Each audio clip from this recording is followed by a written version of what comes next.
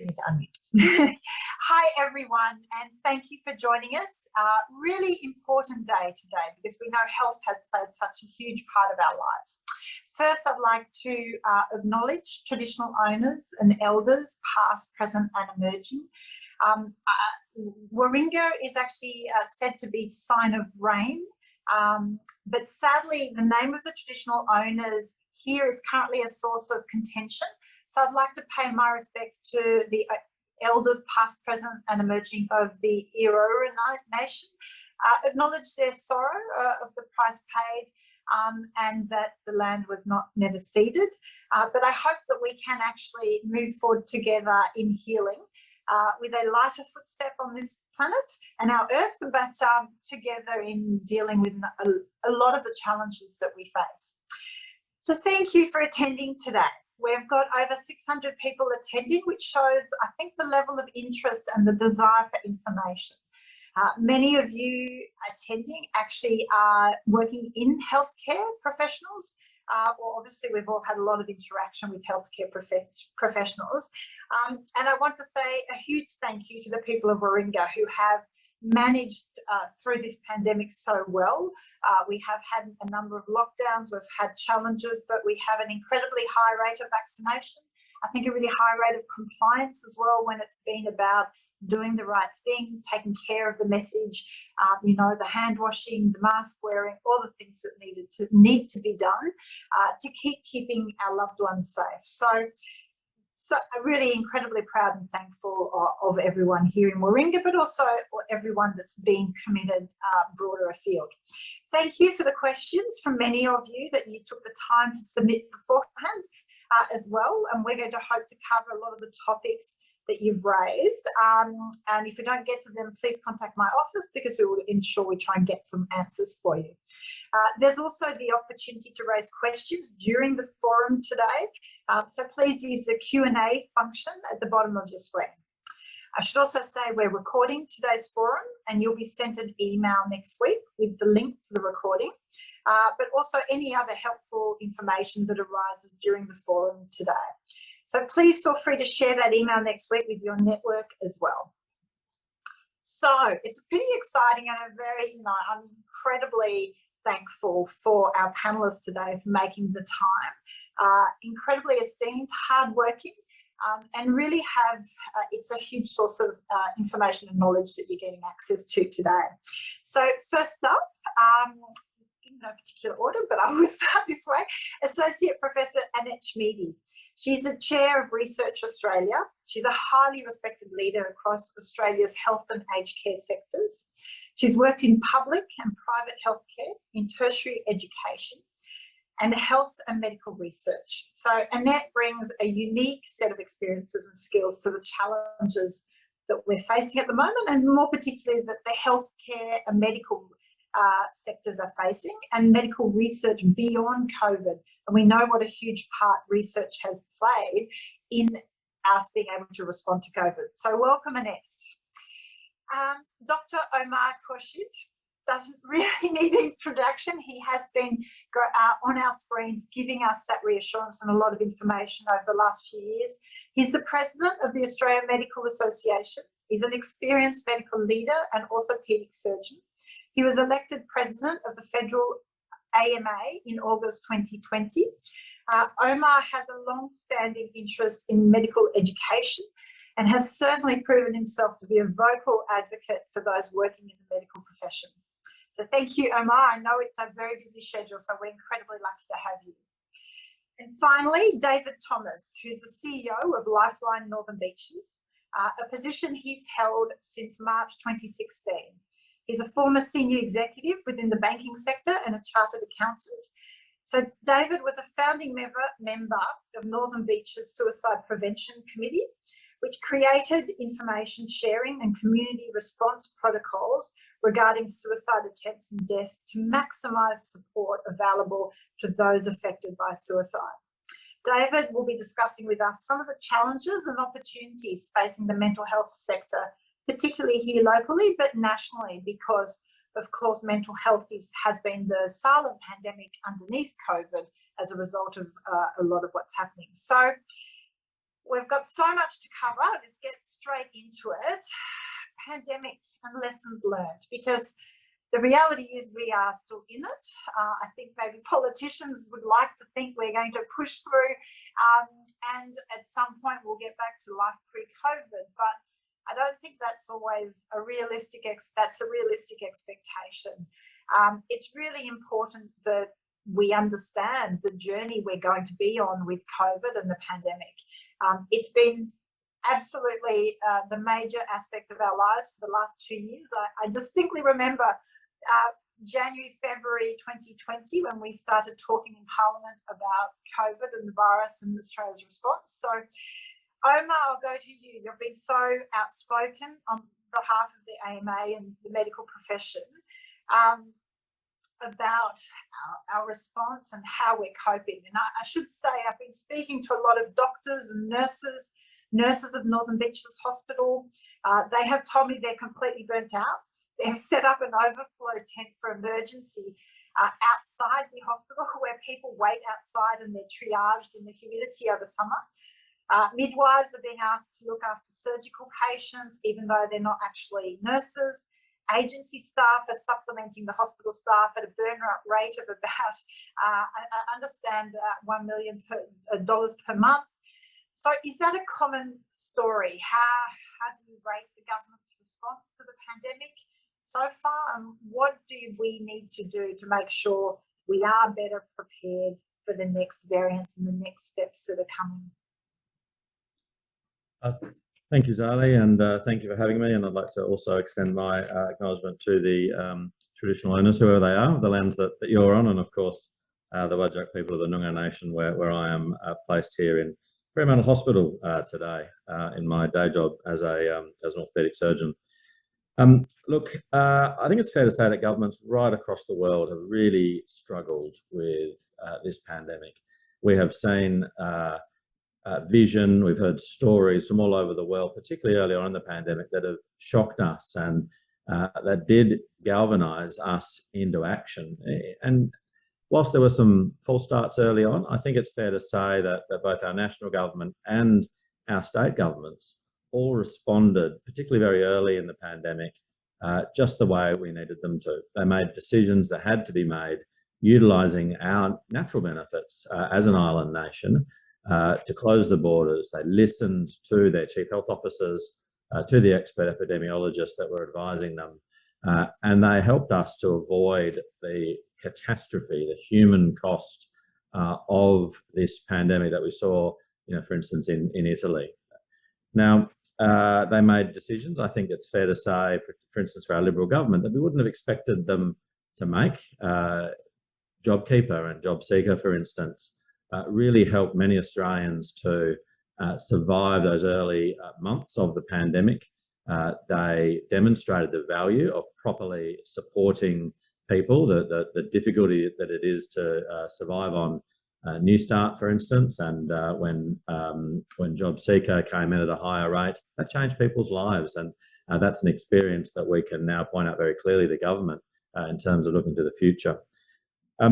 The premiers, I think, were absolutely critical in our national success. The Australian government didn't get everything right, but I think that other level of government, our state governments that are better connected to the people and that are responsible for largely for the health systems, at least the public hospital systems that we knew were going to be under such pressure, they acted too. And I think that combination of the two levels kept us mostly safe, obviously with some glaring errors that happened along the way that I think have been well documented. And we do need to look to those errors down the track and actually make sure we learn from them, as Ali, you suggested. We are going to face more pandemics, and this particular pandemic could have many more challenges to come. So we've got to make sure that we learned those lessons. There's other things that happened. I think we learned that we can make change really quickly. I mean, some of the revolutions that have happened in our society and in our health system have been implemented in ways that we would never believe. And a good example in healthcare was the immediate pivot to telehealth, something that the AMA had been calling for many years, that we called for during the bushfires as a way to keep people in contact with primary care and their own general practitioner, but we're not able to get over the line. And it was actually the pandemic that got that over the line, and that will stay with us long term, and will change the way that Australians access healthcare forever, making healthcare more accessible and hopefully cheaper and more efficient as well. The vaccine rollout is something that's had an awful lot of commentary, and I know it's been really controversial. And I think if you step back and look at where we were a year ago, where we are now in terms of the number of vaccines that are rolled out, the percentage of Australians that have taken up that challenge and got themselves double or triple vaxxed, it's an extraordinary success.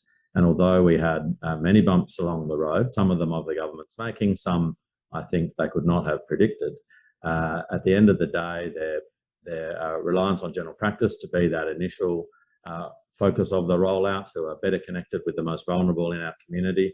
And then the fact that they didn't rely on only one vaccine. We could argue they should have ordered 4 or 5, but at the end of the day, we got vaccines in a reasonable time, and we've achieved vaccine rollout success that has not really been replicated in many countries at all, anywhere in the world. But I think we do need to learn from the mistakes. There have been lots of communications failures. The messaging has been changing almost on a daily basis. It's been confused, and sometimes our leaders, our premiers, our prime minister, our health ministers have got it wrong and have added to the confusion. Even some of our chief health officers have made statements along the way that have been regrettable, and I think have undermined public confidence, either in the mandates, the lockdowns, or of course in the vaccines that we were so really keen to roll out. Looking a little bit more to the future, I think having made really good steps early on, I think a number of our governments, federal and state, are doing a little less well now. We've got a federal government who feels that it has spent an extraordinary amount of money on the pandemic and on health, and has said to us and to others that the money's over for health. And yet, if we had a health system that had been better prepared, that had some spare capacity before the pandemic, we wouldn't have had the challenges that Zali's just described on the northern beaches, and of course we've seen throughout New South Wales, Victoria, and of course now in other states and territories as well. There hasn't been an acceptance that we need to address the underlying issues in our health system so that we're more resilient and more able to deal with the next pandemic that comes along. Our system has no spare capacity, and that is something that we have been talking about for years. And we've got an opportunity now with health on everybody's agenda to say, actually, let's do something different. And that's something the AMA will be very loudly communicating to everyone in Australia as we come up to the election. I think one last thing I wanted to specifically point out was the fact that we don't have a central Centre for Disease Control. This is something that the AMA has had policy on for quite a number of years now. We didn't foresee this pandemic, but we knew there would be one. And of course, we have other chronic diseases, infectious diseases that have plagued our country. And at the time we wrote our policy on a CDC, we were facing a syphilis epidemic through Northern Australia. That is just unthinkable in a modern, rich country like Australia. So there was reluctance on the part of the health department and the government to move down that path. And I think if we'd had a CDC when the Ruby Princess docked in Sydney, we might not have seen the Department of Agriculture being responsible for human quarantine on that ship, which of course resulted in an outbreak and the loss of many lives. Along the way, we may not have seen the confusion around border arrangements, quarantine arrangements, hotels, home quarantine, the definitions, close contact, all the stuff that's been so confusing for the public. I think would have been more easily digested if it came from an expert group that was there for that purpose, funded by state and federal governments, and with some teeth really to actually run our response. Rather than us relying on having the right politicians in power on the day, and of course them getting the right advice from their chief health officers. So that's a little bit of a run through my perspective on the pandemic, Zali, and I think the synopsis is have actually done very well, but we need to learn those lessons. Yeah, interesting. One of the things that we've discussed is, in fact, that capacity of the healthcare sector, in that the perception is we've spent a lot in the last 2 years on health, but has that been to grow the system, or it's actually what happened is the demand on health through the pandemic has been by displacing other areas that would normally be serviced. So, for example, elective surgery and other areas have slackened off, not slack's probably the wrong word, but have had to be pushed aside to prioritise the pandemic response. It hasn't been a question of building the capacity. So for people to understand when you say building capacity, maybe what does that mean? You know, because people think, oh, there's you know, it's okay, there's room, but in those early days of the pandemic, we had a lot of stats around what our ICU capacity was, how many beds there were, ventilators. You know, is it about not running things quite so close to full capacity all the time, so we have scope to scale up, or having emergency measures ready to be rolled out? Is it like stockpiling and things like that? It's both, Zali. So I think anyone who is planning a health system for the future wouldn't run it at 100% all the time, because even every year we have a spike in illness and death every winter. It happens every year without fail, due to the seasonal variation in infectious diseases that we see. So every winter we see our hospitals across the country full. We see them being unable to deliver the best quality care that they would otherwise normally do. And of course, we see people who are waiting for elective surgery waiting longer and longer and longer as the years go by. So yes, we need to build the underlying capacity in the system, and that has not changed at all during the pandemic. And in fact, if anything, it's gone backwards due to the illness in staff that we've seen. And you're quite right that all the extra care for COVID that's been delivered has been at the cost of other Australians who would normally have received care for whatever their condition was in a hospital system that is always full. So there's no doubt there's been a lot of deferred care, a lot of care that is never going to happen.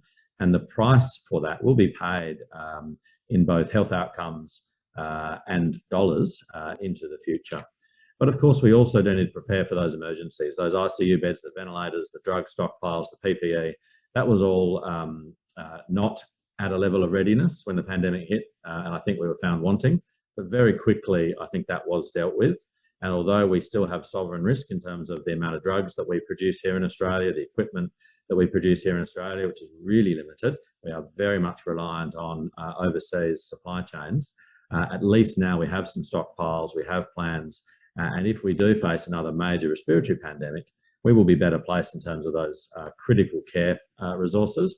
But what we need to do, our big challenge going forward, is to grow the overall system so that it is there to meet the needs, the foreseeable needs of Australians, not just the emergency needs. Yes, that foreseeable is the part that I like, is the forward planning. I think as an ex-athlete, it was always about that planning forward. So it's a big part for me. Annette, you've had a lot of experience as well.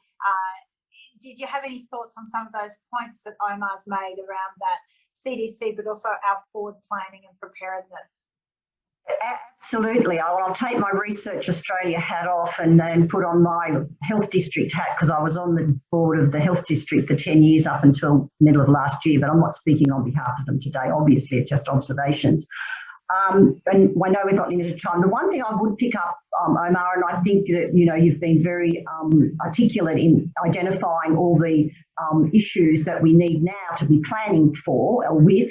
The capacity one is very interesting. I mean, having been the very close observer of utilisation of our hospital system across our district, I actually agree with you that we have really a requirement to plan demand and deal with the supply, both public and private, to actually be better prepared for any pandemic or surge. I know every influenza season in the past, you know, wards have had to be opened, you know, extra staff brought in from agencies, and it's as if we do it every year without thinking, well, how can we do it better, because we know it's coming. And I think there's a real opportunity to take a much closer look at the capacity of the whole health system, not just the acute hospital sector, and plan for it much better. And we've got much more sophisticated planning tools. We've learnt a lot out of COVID in terms of modelling for demand, and I think in the early days we probably were planning for a much bigger demand on our health system than we saw, And there was a lot of work done to provide additional capacity to the point of building field hospitals, which was never necessary. But we've got a lot of ventilators in storage at the moment because the surge never came with, with COVID. But that's, I think, a credit to the way we handled it from a public health point of view, right? So the acute sector did not get the surge because our public health function worked extremely well, particularly in New South Wales. I mean, I can't speak, I can only observe about other states. Yeah, thank you, Annette. Now, at the same time, like I said in the introduction, I think the silent pandemic, right, has been the mental health impact of the measures we've needed to do. We have taken really dramatic and drastic steps to manage the pandemic. So David is on the front line of that aspect. Lifeline Northern Beaches has taken over 66,000 calls. You've told me 81,000 emergency texts and serviced over 550 local clients. I mean, you told me the other day in January, David, that you hit 3,600 calls in a day across the Lifeline network, and that's double what was considered a big day prior to the pandemic. So clearly the mental health crisis is the silent pandemic. So from your perspective and the mental health perspective, what are your observations through the pandemic of how we've dealt with it and the focus on the measures and what needs to be done to make sure that, well, obviously Lifeline continues to serve the community. We have a lot of other mental health services, but to understand that the mental health impacts are likely to be very long lasting post maybe immediate COVID pandemic impacts. Thanks, Zali. Yeah, you raise a good point. Pre-COVID, it's like a huge day, huge weekend for Lifeline, and that's across the network. Lifeline Northern Beaches are part of one of 38 call centres across the country. But across the network, a huge day, big day, a massive day would be 1,800 calls, and there'd be calls around the network, and we'd all be learning from it. And then, December, I think we went up to 3,000 in January. It peaked up to 3,600, and how high can that go? But that gives you just gives you an extent to how how that has impacted upon people's anxiety levels and mental health. I think that through what I have seen and my observations is that everyone out there, no matter who they are, has a base level of anxiety. And it's at that tipping point where someone will call Lifeline. And that's a good thing, the fact that someone will call Lifeline. But COVID has extended this base level of anxiety for every person. So whereas someone would have been at a tipping point here, not to call Lifeline, it's pushed a lot of people over the edge. And that's where we've started to receive all those calls. Now, it's quite interesting at the peak of, and what is the peak? I'm not going to go into it, but at the peak of sort of media headlines, and I will say sometimes media hysteria, every single call would have a theme of COVID and what are we going to do? And you see when the media backs off, that sort of comes down. But look, all being said, COVID is not a significant constant in the calls, is an overwhelming constant in the calls when that media is right up and throughout the pandemic. So, there's a base level of anxiety in there that has been increased for everyone. What I think that the good thing, though, to point out is that, we at Lifeline and other mental health authorities, institutions such as Beyond Blue, the other sort of smaller ones, particularly around Northern Beaches, institutions and organisations such as 180. We've always been calling out for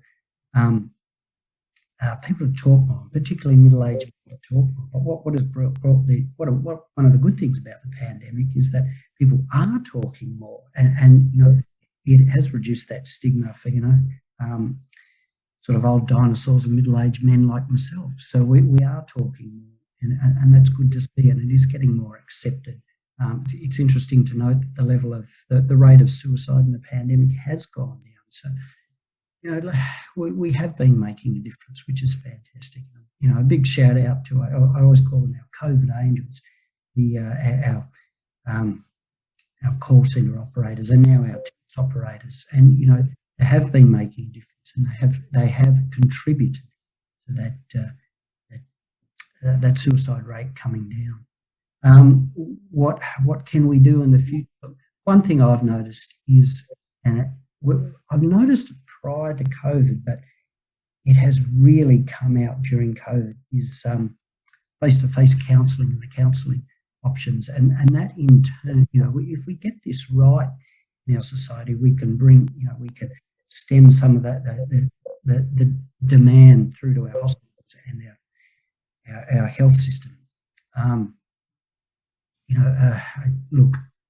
Counselling, there's a shortage of counsellors out there, and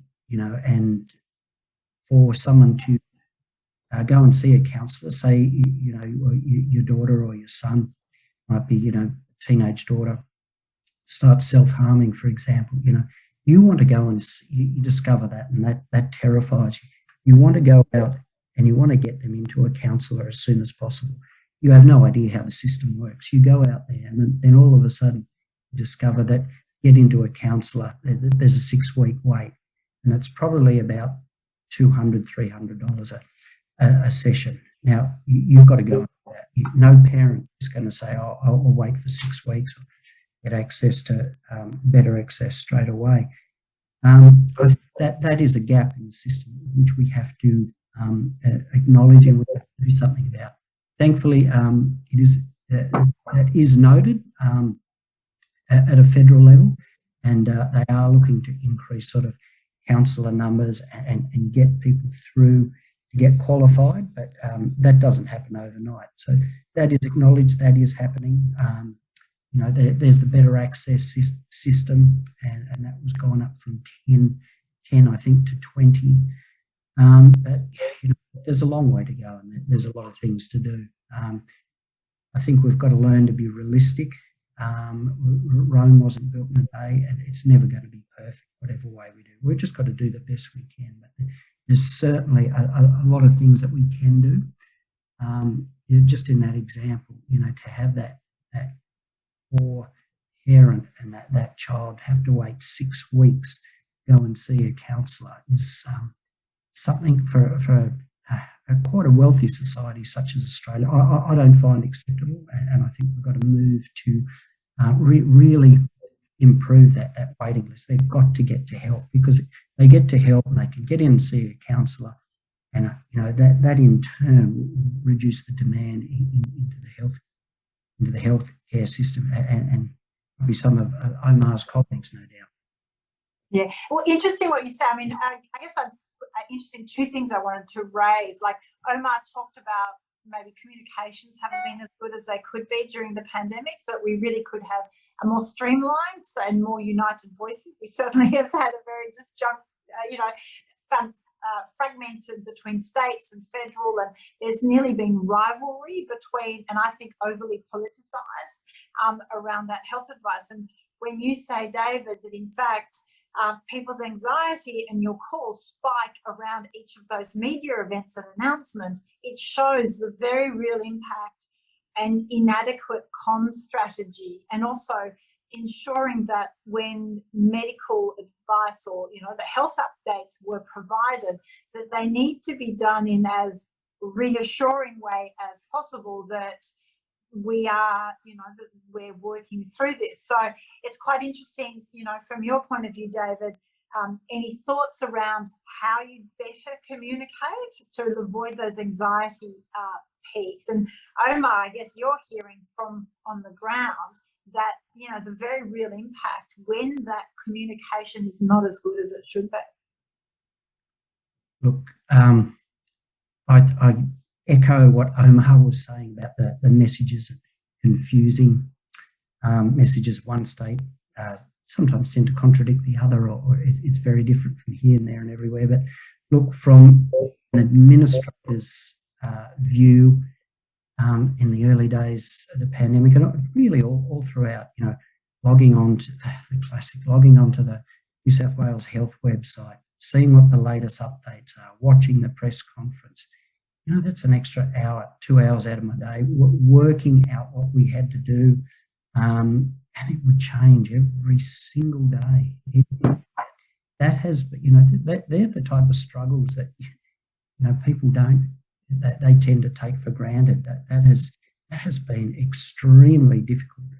What is the answer? Look, I really don't have a silver bullet there to answer that. But if we could somehow have some sort of industry or sector bulletin board or something that could have helped us through, I found that, and I continue to find that extremely difficult to manage an organisation with about 700 people on the northern beaches, and it's just a tiny bit of Australia.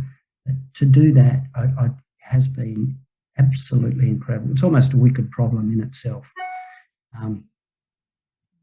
Yeah, Omar, what were you thinking about that around the communications? Look,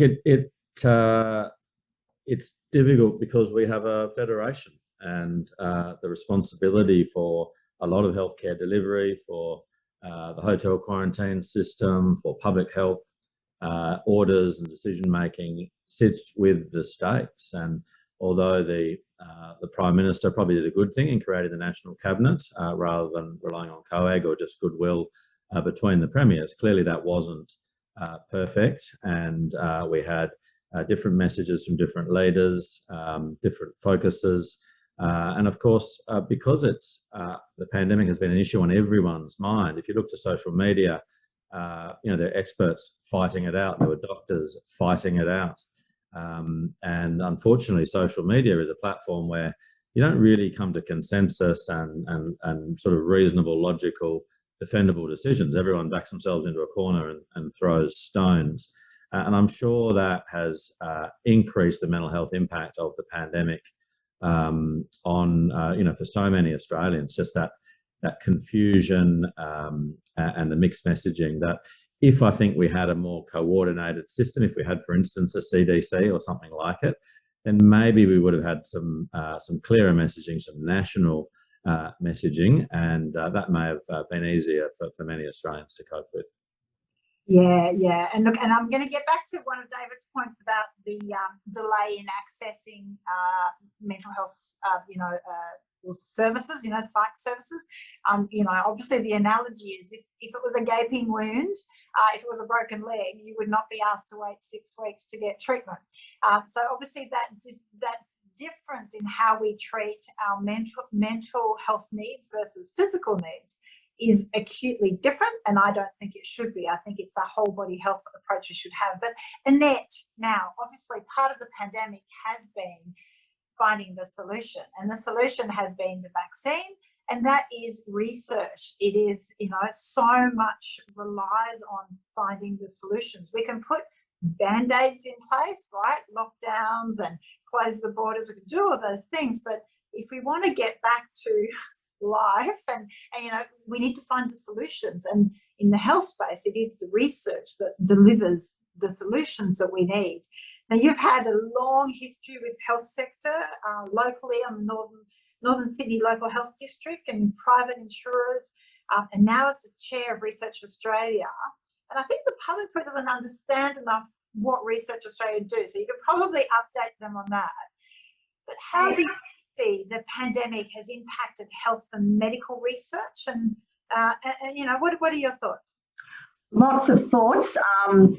Just responding to that conversation earlier about the Federation, health and medical research is also greatly impacted by that federated system, which I think produces this poor coordination and integration. We see it across primary care and acute care, the mental health issues. So let's park that. Maybe that's a discussion for another day. But just talking about letting people know who Research Australia is, because we've got a lot of people on the call who may not know. We are the peak body and national alliance for the whole of the health and medical research pipeline. Now, when we talk about pipeline, we're talking about the laboratory, which I guess most people think about with health and medical research, but it also goes through from the laboratory to the bedside. So a lot occurs in our hospitals. And then now what we're starting to see, of course, is going into the community, homes, remote monitoring, telehealth.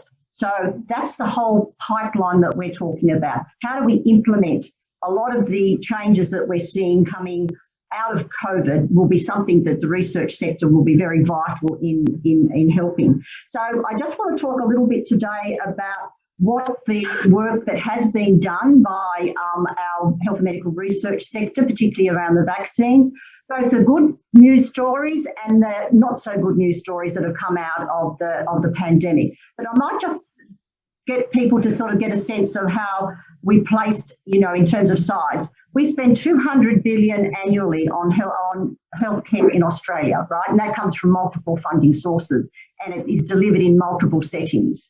That's about 10% of GDP, which is pretty much not a bad percentage. The states used to looking about 19%. Now, of that 200 billion, 8 billion goes to health and medical research. It's not a lot, it's about 4%, and it's below the benchmarks of other major industrialised countries. So we've had additional funding come in from the Medical Research Future Fund in recent years, which has been fantastic, but we still could do with a accelerated investment if we really want to respond to the opportunities and challenges of the pandemic. So that hopefully gives people a little bit of the landscape. As I said, health and medical research works very closely, has worked very closely with our hospitals to respond to the pandemic, and that initial response was the need for a vaccine. It was a priority of most of our research institutes that work in the vaccine area and the universities across the country. Some of those institutes are now well known to us, the Doherty, for example, Walter and Eliza in Victoria, the Garvan and the Queensland Institute. People might not actually realise that Australia has been and is a leader in the development of vaccines. We have CSL, which is a major global player, not just in blood products, but in vaccines, which they manufacture in Australia. But we do not have the manufacturing capacity at the moment to manufacture the RNA vaccine. So that is an issue that we're going to have to address. And there's lots of initiatives and talk going on as to how that might be funded, where it might be. But we're starting to see a little bit of the competition that we talked about before between the states. And at the end of the day, that may not serve us well if we want to increase our vaccine capability. So that certainly is going to be an issue that we need to engage the community with as well. Researchers at Sydney University discovered the first gene sequence of COVID-19. I think it was very early, could have been March actually of 2020. Eddie Holmes was his team. He got the Prime Minister's Science Prize last year because we made that sequencing available globally immediately, which accelerated a lot of the vaccine development. So, a fantastic outcome for Australia's research community. There's also a lot of work occurring, not just in vaccine development, but in the diagnostics and treatment of COVID. Diagnostics, you've seen the development of those rapid antigen tests. That's a fantastic thing that's come out of the pandemic. And we're learning a lot more about our own immune systems and the impact that will have longer term on a whole lot of diseases that we deal with, particularly with cancer.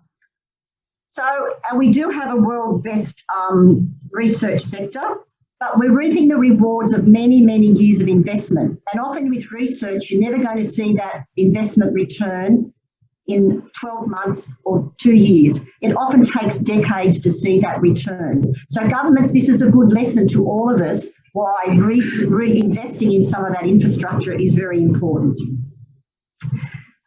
Research is a long game.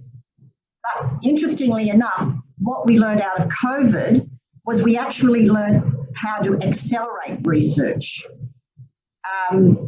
It is a really interesting statistic, but it actually takes on average 16 years from discovery to implementation of research in a new drug or a new clinical practice or a new procedure or a device, 16 years. What we've done with COVID is we've compressed that into months, not years. So a lot of learning has occurred out of that, and that has been done mainly because we've accelerated the collaboration that's taking place among researchers, not just nationally, but internationally. So that is a very important lesson out of how the research sector works. I know there is collaboration, but this took collaboration to a totally new level because of the urgency of actually finding a vaccine. We speeded up the testing processes and the regulatory processes, and everything became available in record time. So let's take the learning out of that, and let's not spend 16 years getting things from the laboratory to the community, and hold on to some of that. So that's the good news. Some of the not so good news came out of a survey that Research Australia did at the end of 2020 across the research sector, asking them for the challenges that they faced and the impact that they experienced as a result of COVID. 80% of researchers, and a significant proportion responded, had been adversely affected by the pandemic, right? So this is a work sector that was adversely affected in a way that probably the community don't realise. Universities lost a lot of funding from international students. For the last decade, those international students have funded a lot of the investment that universities have made into research. 50% of all health and medical research is done in our universities and their research institutes. So once again, that's a national responsibility, higher education. It's where the research is occurring. And guess what? The delivery systems run out of the States. So you can't start to see some of the challenges in getting research implemented as quickly as we'd like to. But there's a lot going on to overcome that. Clinical trials stopped because there was no access to patients in hospital. There were interruptions to supply of equipment and materials. Early and were most in because the bulk of that early and mid-career workforce, and that's being addressed. We exposed flaws in our supply chains, and Omar, you've already alluded to those. Most of our pharmaceuticals are imported. We've lost our local manufacturing capacity. You go back over the last 40 years, we've closed down a lot of our manufacturing sectors for good reason at the time. Cars, shoes, clothing, and pharmaceuticals. So what we actually learnt out of this, and the reason for that was because these things could be imported cheaper from other countries. So economic imperatives overtook what you call sovereign risk imperatives. So we're now at that point where that is the conversation that we're having and needs to be had. That strategy pandemic exposed that sovereign risk. I mean, we had no vaccine producing capacity. We did develop, were able to produce AstraZeneca, and the delays in getting rapid antigen tests all goes back to this inability to actually manufacture here in Australia. Of course, with pharmaceuticals, we saw a lot of areas where we couldn't get, particularly in the arthritis drug area, where people couldn't get their medications because, once again, we were dependent on them coming in from overseas. I guess this is the opportunity to rethink what a modern manufacturing sector could now look like for the medical supplies and products, but it has to be supported by a very high-performing research and health sector. And we've got quite a piece of work going on at Research Australia at the moment at looking at what a national health strategy would look like to overcome some of these issues around coordination and integration. Talk about those a little bit more if we've got the time. Oh, that's just so interesting. In fact, Well, one of the things I do want to pick up, obviously having just come back from Canberra where we had protesters and people wanting to get into Parliament House, has been the level of disinformation around COVID and vaccine. And Annette, you just touched on that tightening of, traditionally it would take 16 years, and yet here we are, we had vaccines for COVID so quickly.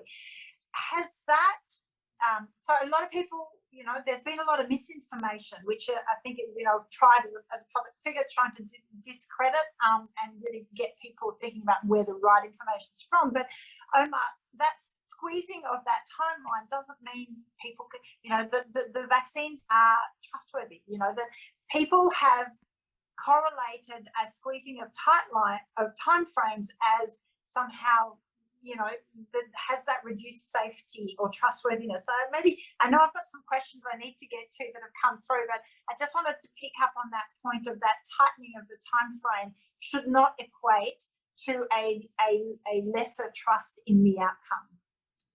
One of the things that made Australia different to many other countries in the world is that we didn't actually provide emergency use authorisation for any of the vaccines. That's one of the criticisms that may be laid, I guess, at government in that it slowed our access to vaccines. But the flip side of it was that every Australian could be certain that an appropriate regulatory pathway had been followed. Yes, it was a little bit compressed, and they did the different steps at the same time rather than one by one, I think was the best way that we heard the head of the TGA, John Skerritt, explain it. But at the end of the day, the authorisation that came through was the same authorisation that will come through for other new vaccines, and it was based on adequate science for us to be certain of the safety and the efficacy of the vaccines. But at the end of the day, we do live in a free society. We've now got social media where fringe views can get very amplified. There are echo chambers everywhere where people get together of the same view, and they hear their own views, and they become strengthened despite the trusted voices of doctors, politicians, bureaucrats, scientists, epidemiologists, everybody all saying these vaccines are good, they're safe, they're going to help save your life. And in fact, they have done that in extraordinary ways. And although I think, we were critical of the disinformation, and I mentioned the mixed messaging before, we've also got to step back and look at our actual vaccination rate in Australia. The most vulnerable Australians have almost all had their 2 doses, and hopefully soon their booster. The overall vaccination rate for our population is not really replicated anywhere else in the world, and we're now moving pretty rapidly into providing access for children. And of course, the booster program is a little slower than we'd hoped, but it's still ahead of many other places around the world. So we can, I think, despite all the criticisms and all the backward step, actually say that we've done a pretty good job here in Australia. And I have to say that I'm actually very proud to be Australian in that the way that we have accepted the lockdowns. They were unpleasant, but we accepted them because they protected other people. We've accepted the border closures and all of the inconvenience. We've accepted the responsibility, not just for ourselves, but for our fellow members of the community, to go and get vaccinated, even if we're a bit unsure, even if we're nervous, even if we wouldn't normally have got that vaccine, because at the end of the day, I'm not worried about getting COVID because I think I'm just going to get a flu. People have still gone and got it done without mandates in most places, or acknowledging there have been mandates in places like my own state of Western Australia. And I think that's something to be proud of. Thanks. So I've got a question, I think for Omar and Annette, and then I've got some mental health ones as well, from Jolene, who's from Feed Our Medics, which I'll do a shout out because they are doing fantastic work of bringing some support and meals to frontline health staff who are working round the clock incredibly hard, and we are incredibly thankful. So her question is, what role does technology play in gaining efficiencies for healthcare in the future? I've heard that nurses in the casual pool that go to different hospitals are slow to fit in because all the computer systems are different. What can we do to make people's skills more flexible and adaptable across the different LHDs and private hospitals? I think Annette and Omar probably, but everyone feel free. I might get cracking on that because it's something we talk about a lot before we go to Annette. The technology is a great enabler of connection. And I think we need to invest in technology in healthcare to better connect our very fractured system. We have great outcomes in terms of healthcare in Australia compared with other countries, but we do not have a system that's terribly well organised. We've got different funders, as Jolene's mentioned, different technology solutions in different sectors. So the GP system doesn't talk to the hospital system, which doesn't talk to the aged care facilities system. And you haven't got managers in each of those systems terribly interested in what goes on in the other, because they're not part of the same entities or same funding streams. And it causes a fractured system. We've only just got telehealth. We've only just, during the pandemic, got e-prescribing to allow a doctor's prescription to get to a pharmacist without a piece of paper. You know, that's pretty basic technology, but it's taken the pandemic to get it over the line. So what we actually need is an investment in technology to enable those connections, even if we can't deal with the bigger picture, the single funders or joining up our health system from an organisational and governance point of view. If we can get technology there that allows communication to occur so that every clinician and the patient themselves has access to all the information they need when they need it, in a way that's accessible and accurate and not buried under tons of irrelevant information. I think if we can get technology to that point, that's going to make a huge difference to our health system. The other thing I think that is going to really change health in terms of technology is artificial intelligence. And we've got some work to do in terms of getting the data through electronic medical records, through GPs, having systems that actually categorise their patients rather than just words in a record. And for hospitals, obviously, some, I think in New South Wales, you're far more along this path than we are here in WA. But proper electronic medical records in hospitals that then talk to other systems. Once you got that data, we now have the capacity through artificial intelligence to assist doctors, nurses, and other frontline healthcare workers in making the right decision for this individual patient based on, you know, the 5,000 other people in that exact situation that had presented in the last 10 years to that hospital system. Now, that technology is there right now, but again, we need to put in the building blocks, we need to put in the investment, and I think that is one of the ways that we can address the big challenge of healthcare going forward, which is how we afford it. You know, as our population ages, we're living with more chronic diseases, as we keep people alive with cancers that used to kill them, healthcare costs are going to go up and up and up, and we must invest in both research and in technology to make that healthcare delivery more efficient, so that we can have some hope of not having to, you know, tax ourselves out of existence just to pay for healthcare. Thanks, Annette. What word did you think about that? Oh well, you've really touched me. I'm actually, one of my roles at the moment is a senior advisor research centre that's a national. So I could talk for hours. So to agree with everything I says, we have a dog's breakfast across the health sector of systems, interoperability. We collect that we're not doing enough with linking data. Will was going to have a talk, reference this if we hadn't had time. I believe that getting our digital technologies, it's not just technologies. I'm having a little bit of trouble, Annette. I don't know if anyone else is. Systems. Yeah, that's dropping. I had a bit of trouble with Omar. I think I've got an unstable internet. Can you hear me now? Yes, that's better. Or not. Sorry, it is always that challenge. Hello. We might just Exactly get in touch with Annette. So you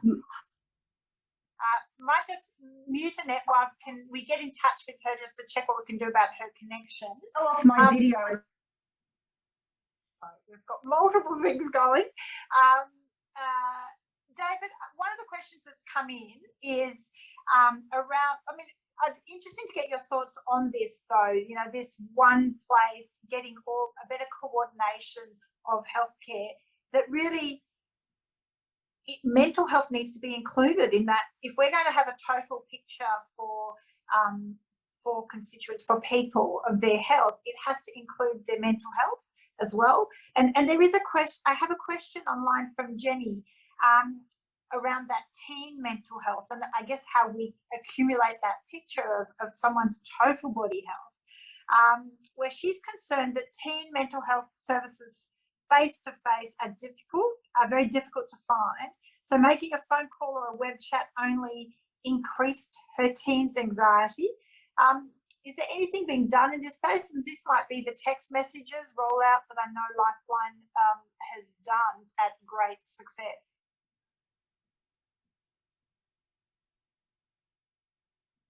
Look, I think everyone's got to be realistic with the what's been happening with COVID and the difficulty in face-to-face counselling.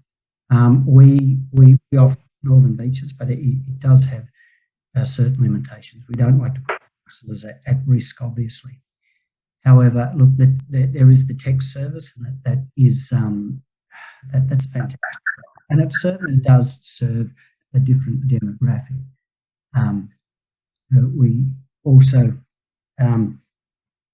the telehealth and the better access system, and I think that the government around sort of halfway through the pandemic increased it from 10 sessions up to 20 sessions, which made a huge difference, and that's been fantastic. But we've got to have some look at those things. And Omar, I really echo your sentiments in investing in technology, and you know that the disconnect between systems within the health networks. However, one thing I will point out is that digital literacy, don't forget that. You know, we can all talk about technology, and not everyone has a 15-year-old or 14-year-old daughter or son who can go and do all that thing for you. You know, there's people like myself, we haven't grown up with technology. I turned up at work, and the boss put a computer on the desk and said, go learn how to work it and then show me. And I'm sure people will have a bit of a laugh at that, but you know, there's a lot of people out there who just don't understand this. And there's so many systems that we don't understand the logic. And you know, there's such thing as digital exclusion, and we get calls at Lifeline with the frustration in this, and this causes, you know, tremendous problems throughout. And you know, that sort of leads to the anxiety and so on and so forth. So don't forget things like that. Yes, really important. So look, I mean, unfortunately, an hour is not even going to cut. I hope everyone's got a few more minutes, just because I did want to just cover the future. We're heading into an election. I've been focusing on where our needs are around healthcare, around mental health. Thank you, Annette, you're back, very good. We were catching most of it around that AI and investment.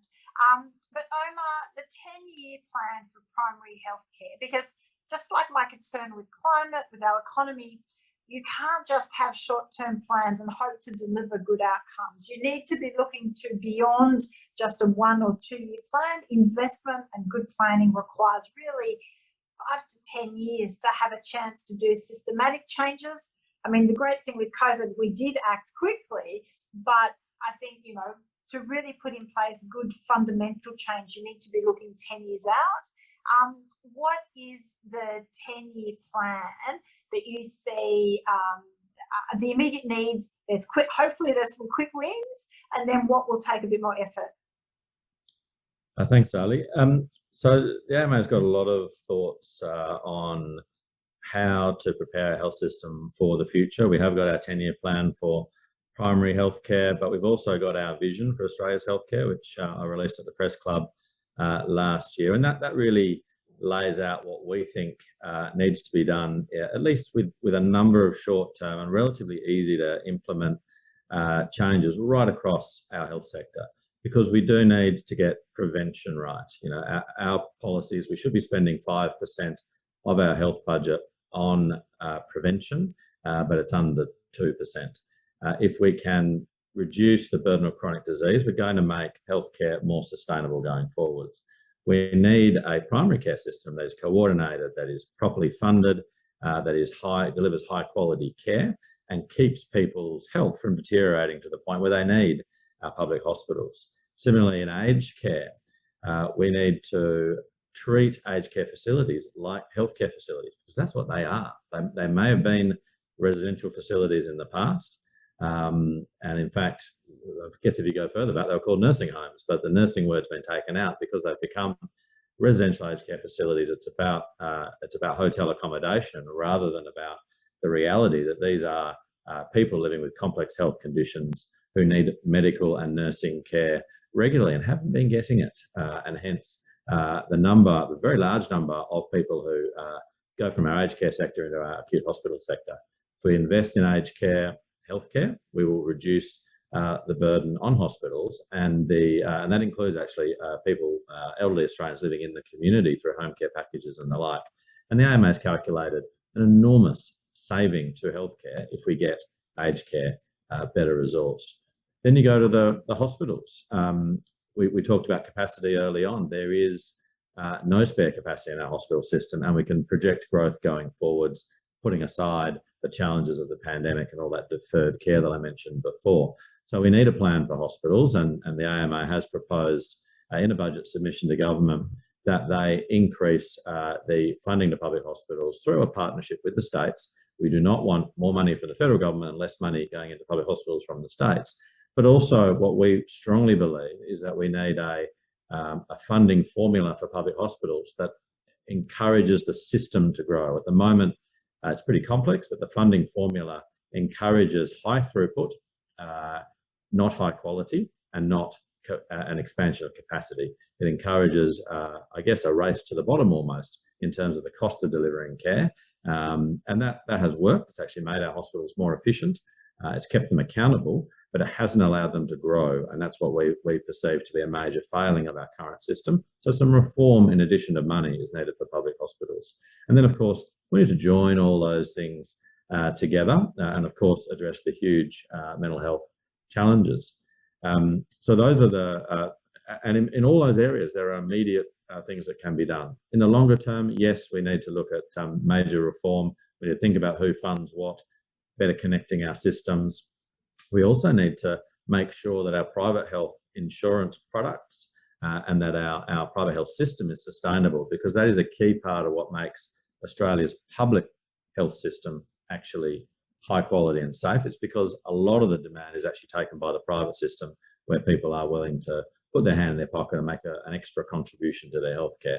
But is that contribution right? Are people who are choosing to take out private health insurance getting value for money? Those questions need to be answered as well. So those are all in our plans. They're available on the AMA's website, and we've got specific papers on aged care, on hospitals, on primary care that I think really demonstrate our vision. Our challenge, of course, is to make these election issues, and that's what that's, I guess, my task and for the rest of the AMA. And I hope for everyone listening today, when they're casting their ballot at the election, to be thinking about which candidate, and I'm sure Zali will be high on the list of candidates with health at the core of their policy platform, but which candidates are actually going to make the necessary investments and set up the planning and the policies that we need to take our healthcare into the future. Thank you so much, Omar. So we've got only a few more minutes left, but I want to hear from David and Annette still.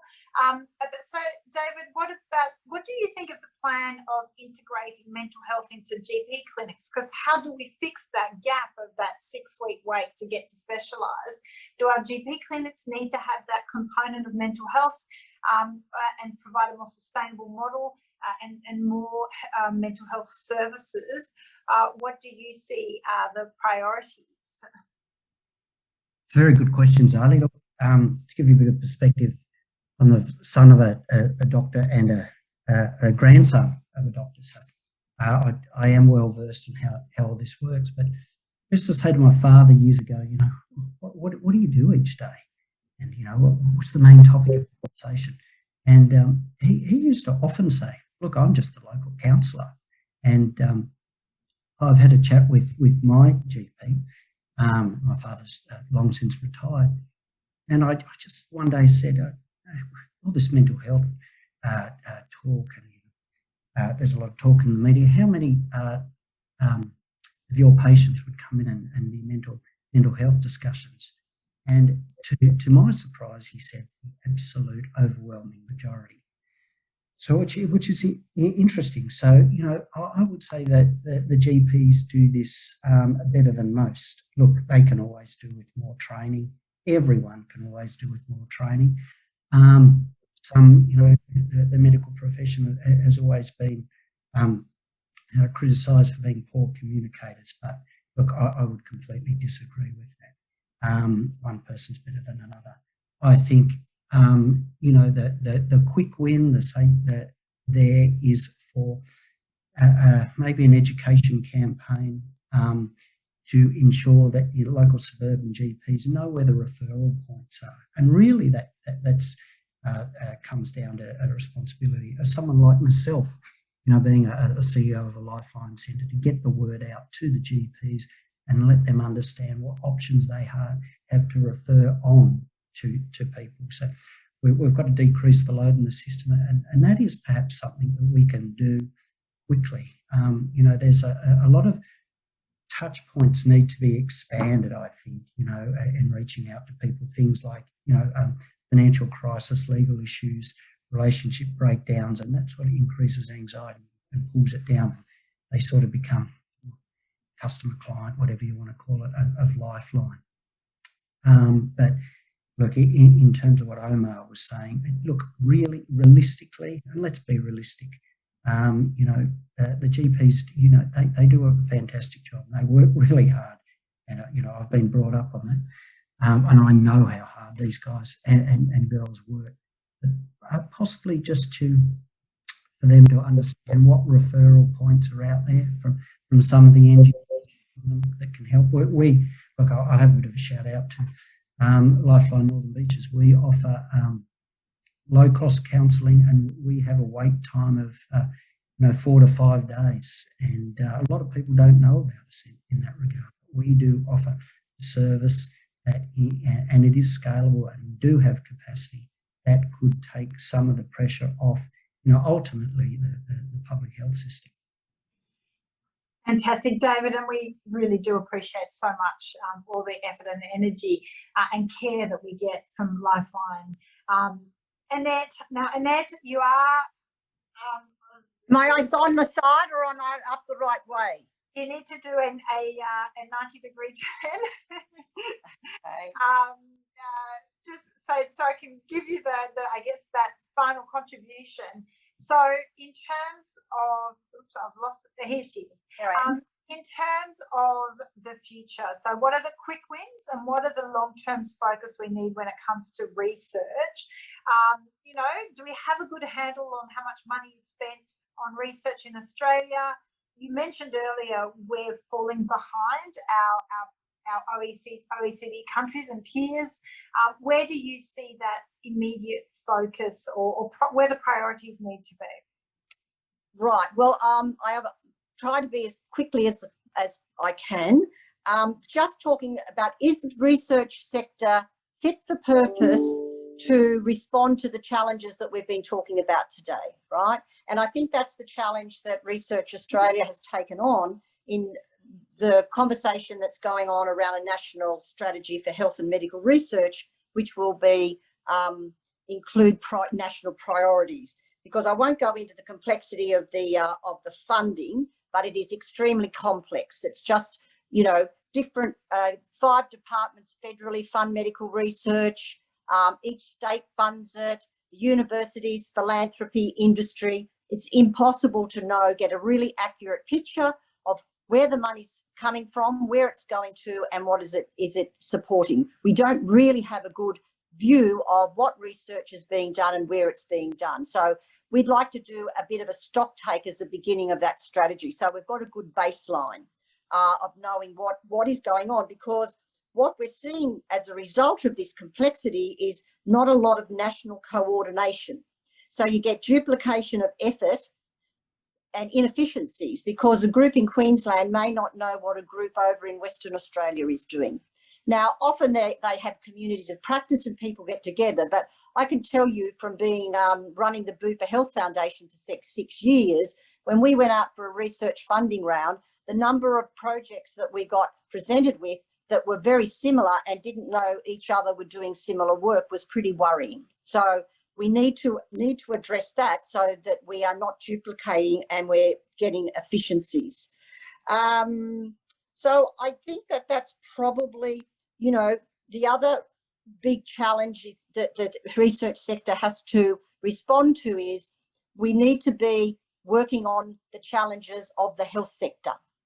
I mean, we still need the discovery element of research, but we also need the research sector to work on those things that are important in terms of consumers and also the sector itself. And we're well aware of them. You know, we've got an epidemic of chronic diseases, diabetes, particularly cardiovascular disease. We have an epidemic of obesity. You know, we have no end of challenges that during the pandemic have probably taken a little bit of a back seat, but you can be rest assured that we've got a lot of work to do. So that's the sort of way that we need in terms of setting those national priorities so the funding can then follow. I think we need to see medical research more strongly embedded and integrated into the health services. As I said, research is a Commonwealth funding responsibility, and through the universities, there's a governance responsibility there as well. And then the services are delivered by the state health sectors or the private sector. So, you know, embedding research is a bit of a long game there. It's well embedded in many places, but there's a lot more we can do. And that's not just the hospitals. We need to focus on primary care, aged care, and mental health.